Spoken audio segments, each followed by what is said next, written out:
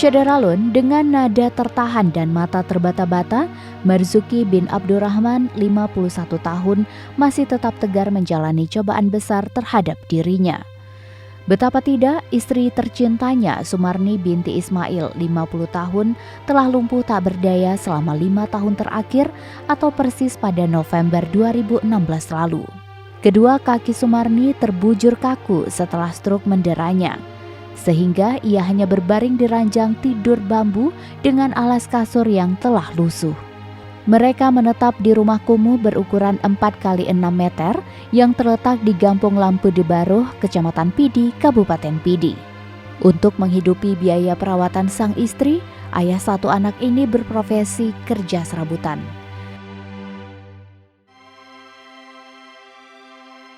Tengku Ki, sapaan akrab Marzuki, terlihat pantang menyerah meski kondisi kaki sebelah kanannya mengalami tumor yang hampir 2 bulan menderanya. Dalam memenuhi keperluan dapur dikala rasa nyeri tumor menyerang, ia terpaksa mendorong kursi roda menuju warung untuk berbelanja sekedar mengganjal rasa lapar bagi dirinya, istri, dan anaknya. Sejak 5 tahun istrinya didera lumpuh, seluruh aset kekayaan yang dimilikinya kini sirna sudah. Bahkan anak sematawayangnya, M. Zahrul Wildan, 17 tahun, tidak dapat melanjutkan pendidikan di tingkat SMA.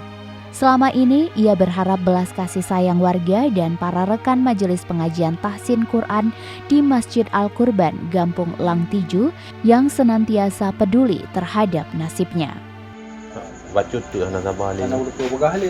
Pak Marzuki Abdurrahman, selama berapa tahun Anda telah melayani istri Anda yang lumpuh? Lebih kurang 5 tahun. Ya.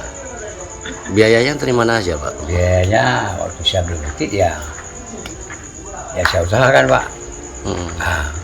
Ini selama Anda sakit ini bagaimana nih pelayanan? Saya sakit ini ya kalau ada dari kawan-kawan yang ada donatur yang ada sedekah-sedekah ya. Dari para jamaah-jamaah ya. Majelis Taklim. Ya. Jadi sudah berapa bulan? Kurang lebih 1,5 bulan sejak Anda sakit ya.